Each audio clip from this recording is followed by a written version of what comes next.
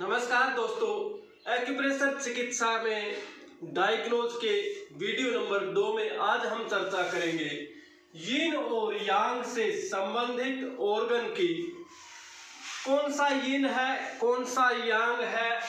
कल हमने चर्चा की थी यिन और यांग दोनों आपस में तालमेल अगर इनका बना रहता है, दोनों बराबर रहते हैं तो शरीर स्वस्थ होता है। यिन पत्नी है तो यांग पति है, यिन फीमेल है, यांग जेंट्स है, मेल है। और इस तरह से हम यिन और यांग को समझ सकते हैं। यिन के अंदर जो ऑर्गन्स आते हैं, जिनमें जो हमारी बॉडी के ऊपर मेरिडियन है, उनके अंदर जो ऑर्गन्स हैं वो lungs, spleen, heart, kidney, pericardium और लीवर, यह यिन मेरिडियन कहलाते हैं। और यांग मेरिडियन के अंदर आता है LI यानी लार्ज इंटेस्टाइन, ST यानी स्टमक, SI यानी स्मॉल इंटेस्टाइन, UB यानी यूरिनरी ब्लैडर, TW इसे 3 बर्नर, ट्रिपल वार्मर आदि भी बोलते हैं, और GB यानी गोल ब्लैडर। अगर हिंदी में इन ऑर्गन्स की बात करें तो लंग्स यानी फेफड़ा, स्प्लीन यानी तिल्ली, HT हार्ट यानी हृदय, किडनी यानी गुर्दा, पेरिकार्डियम जो हार्ट के ऊपर बनी एक झिल्ली होता है, लेकिन एक्यूप्रेशर के विद्वानों ने इसे ब्रेन से जोड़ा है। और LV लीवर यानी जिगर, लार्ज इंटेस्टाइन यानी बड़ी आंत, स्मॉल स्टमक यानी पेट यानी अमाशय, SI यानी स्मॉल इंटेस्टाइन छोटी आंत, UB यूरिनरी ब्लैडर यानी मूत्राशय, और ट्रिपल वार्मर त्रिगुणधर्मी जिसे हम बोलते हैं, जिसका एक्यूप्रेशर के विद्वानों ने रीढ़ की हड्डी यानी स्पाइनल कॉर्ड से जोड़ा है, गोल ब्लैडर यानी पित्ताशय। और इसकी एक खास बात है याद रखने के लिए कि यिन मेरिडियन जितने भी हैं नीचे से ऊपर एनर्जी लेके जाते हैं, जो ऊर्जा के पथ प्रवाह यानी मेरिडियन होते हैं। जितने भी यिन मेरिडियन है वो नीचे से ऊपर की तरफ एनर्जी लेके जाते हैं, और यांग के मेरिडियन जितने भी हैं वह ऊपर से नीचे एनर्जी लेके जाते हैं। इसका एग्जाम्पल हम लेते हैं, लार्ज इंटेस्टाइन इंडेक्स फिंगर के नाखून की जड़ से शुरू होता है, ऊपर से नीचे एनर्जी लेके जाता है, और इसका साथी चैनल लंग्स, फेफड़ा जो कि LU1 हमारे जो निपल है उससे थोड़ा सा ऊपर से शुरू होकर के और अंगूठे के लास्ट सिरे तक यानी LU11 ऊपर एनर्जी लेके जाते हैं। एक दूसरा एग्जांपल लेते हैं, लीवर हमारे पैर के अंगूठे से शुरू होकर ऊपर की तरफ एनर्जी लेके आता है, और इसका साथी चैनल गोल ब्लैडर चेहरे से एनर्जी लेकर के पैर की छोटी अंगुली के साथ वाली अंगुली तक एनर्जी लेके जाता है। यानी ये मेरिडियन जो है 6 मेरिडियन, ये नीचे से ऊपर एनर्जी लेके जाते हैं जमीन से। यिन पृथ्वी है तो यांग आकाश है।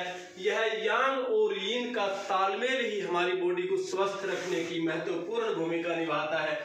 यिन मेरिडियन नीचे से ऊपर एनर्जी लेके जाते हैं, यांग मेरिडियन ऊपर से नीचे एनर्जी लेके आते हैं। यह अपने निश्चित समय पर हाई एक्टिव रहते हैं, अत्यधिक क्रियाशील होते हैं।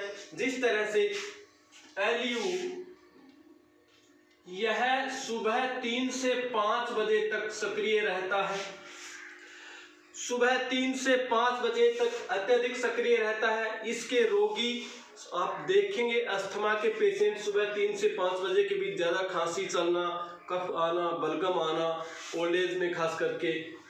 और इसका साथी चैनल जो है लार्ज इंटेस्टाइन, यह 5 से 7 बजे सक्रिय रहता है। यानी सुबह 5 से 7 के बीच जो फ्रेश होते हैं वह स्वस्थ ज्यादा रहते हैं, और सुबह फ्रेश होने का सबसे अच्छा समय है सोच जाने का सुबह 5 से 7 बजे। फिर यह इस तरह से चलती है समय फिर इसमें 7 से 9, जब 5 से 7 हम फ्रेश होते हैं तो 7 से 9 पेट का टाइम होता है सुबह, और 7 से 9 के बीच हल्का खाना जरूर खाना चाहिए। जो लोग खाली पेट ज्यादा रहते हैं 7 से 9 के बीच में, उनको हाइपर एसिडिटी बनना, अल्सर आदि की शिकायत होना, क्योंकि तेजाब जिसे हम हिंदी की भाषा में बोलते हैं, तेजाब बनने लगती है और पेट के अंदर बीमारियां पनपने लगती है। तो 7 से 9 पेट सक्रिय ज्यादा रहता है, 7 से 9 के बीच में हल्का खाना जरूर खाना चाहिए। 7 से 9 फिर ये स्टमक की एनर्जी सप्लीन, यह सुबह 9 से 11 तक सक्रिय रहती है। यानी जब हम एनर्जी लेंगे, कुछ खाना खाएंगे, तो इससे सप्लीन जो है वो हमारे खून को शुद्ध करती है और एक तरह से बॉडी को एक्टिव रखने में महत्वपूर्ण भूमिका निभाती है। उसके बाद में फिर हार्ट का समय हो जाता है 11 से 1 बजे तक, सुबह यानी दोपहर में 11 से 1 बजे तक। फिर हार्ट फिर सप्लीन की तरफ जाएंगे, सॉरी ऐसा स्मॉल इंटेस्टाइन की तरफ। यह 1 से 3 बजे तक, दोपहर 1 से 3 बजे तक सक्रिय रहती है। फिर 3 से 5 बजे तक, फिर ये यहां से चलता हुआ 3 से 5 बजे तक यूरिनरी ब्लैडर सक्रिय रहता है, और 5 से 7 बजे तक किडनी, शाम 5 से 7 बजे तक किडनी अत्यधिक सक्रिय रहती है, और शाम 7 से 9 बजे पेरिकार्डियम अत्यधिक सक्रिय रहता है, और शाम 9 से 11 बजे तक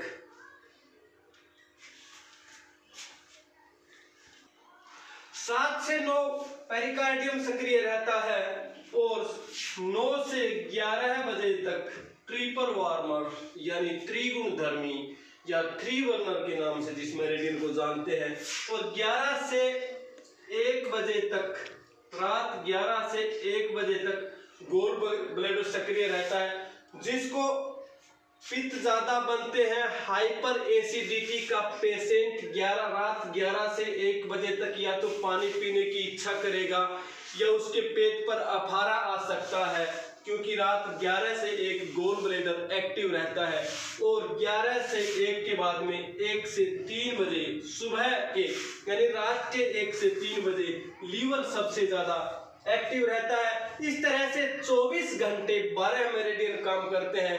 2 मेरिडियन स्वतंत्र होते हैं जो कि सीवी और जीवी यानी कंसप्शन मसल्स और गवर्निंग मसल्स, यह स्वतंत्र चैनल होते हैं। इस तरह से 14 मेरिडियन बॉडी के अंदर होते हैं। तो दोस्तों इस तरह से हम यिन और यांग के मेरिडियन को समझ सकते हैं। ये अपने समय पर अत्यधिक सक्रिय होते हैं, इनका एक एक होरोरी बिंदु होता है। अगर निश्चित समय में कोई प्रॉब्लम आती है, जो इनका समय है लंग्स का 3 से 5 है, 3 से 5 के बीच में अगर प्रॉब्लम आती है तो इसके होरोरी बिंदु पर उपचार करते हैं, उसे अत्यधिक लाभ मिलने की संभावना होती है।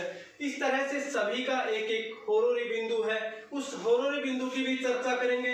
पहले हम समय को ध्यान में रखेंगे कि कौन से ऑर्गन का कौन सा समय है, कौन से समय पे एक्टिव रहता है। एक बार दोबारा से रिपीट करते हैं। लंग्स सुबह 3 से 5, फिर लार्ज इंटेस्टाइन सुबह 5 से 7, स्टमक सुबह 7 से 9, सप्लीन 9 से 11, हार्ट 11 से 1, स्मॉल इंटेस्टाइन दोपहर 1 से 3, यूरिनरी ब्लैडर शाम 3 से 5, किडनी शाम 5 से 7, ट्रिपल वार्मर पेरिकार्डियम 7 से 9, ट्रिपल वार्मर 9 से 11 रात, और गोल ब्लैडर रात 11 से 1, और लीवर 1 से 3, और फिर 3 से 5, यानी 24 घंटे में 12 मेरिडियन काम करते हैं। आइए इनके होरोरी बिंदु की चर्चा करें।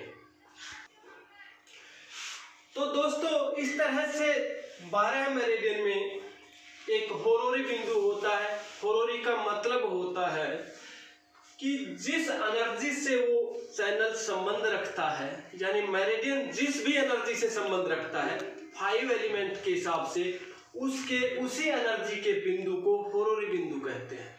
एक एग्जाम्पल के जरिए समझते हैं। Lu6 यह इसका होरोरी बिंदु है क्योंकि Lu ड्राइनेस एनर्जी में आता है और ड्राइनेस एनर्जी का जो ड्राइनेस बिंदु है वो Lu6 होता है। इसका चार्ट हम आपको उपलब्ध कराएंगे व्हाट्सएप के माध्यम से, तो उसमें आपको अच्छे से समझ में आ जाएगा। Lu6 एक होरोरी बिंदु इसलिए है कि Lu ड्राइनेस एनर्जी में आता है और यह ड्राइनेस Lu6 ड्राइनेस का एनर्जी का ड्राइनेस ही बिंदु है, इसलिए यह होरोरी बिंदु कहलाता है। Li का यानी लार्ज इंटेस्टाइन का ड्राइनेस बिंदु 1 है, इसलिए यह Li1 होरोरी बिंदु है। St का St36 St क्योंकि ह्यूमिडिटी एनर्जी में आता है और St36 ह्यूमिडिटी का बिंदु है, इसलिए यह इसका होरोरी बिंदु कहलाएगा। और जो हमने आपको समय बताया है उस समय इन बिंदुओं को, इससे बीमारी से संबंधित बिंदु को स्टिमुलेट किया जाए, यानी अगर इस तरह से प्रेशर भी दिया जाए उस बिंदु पर तो वह एनर्जी प्राप्त करता है, अपने पास एनर्जी रख लेता है और वह जरूरत पड़ने पर संबंधित ऑर्गन की वीकनेस को, उसकी डिजीज को ठीक करने की क्षमता रखता है। तो यह होरोरी बिंदु है। स्प्लीन का Sp3, हार्ट का H8, SI का SI5, UB का UB66, किडनी का K10 और पेरिकार्डियम का P8, TW का ट्रिपल वार्मर 6, गोल ब्लैडर का Gb41 और लीवर का लीवर1। यह होरोरी बिंदु एक निश्चित एनर्जी, इनमें सबसे ज्यादा एनर्जी होती है और निश्चित समय पर इन बिंदुओं को उत्प्रेरित करने से संबंधित ऑर्गन सक्रिय रूप से काम करने लगता है। धन्यवाद।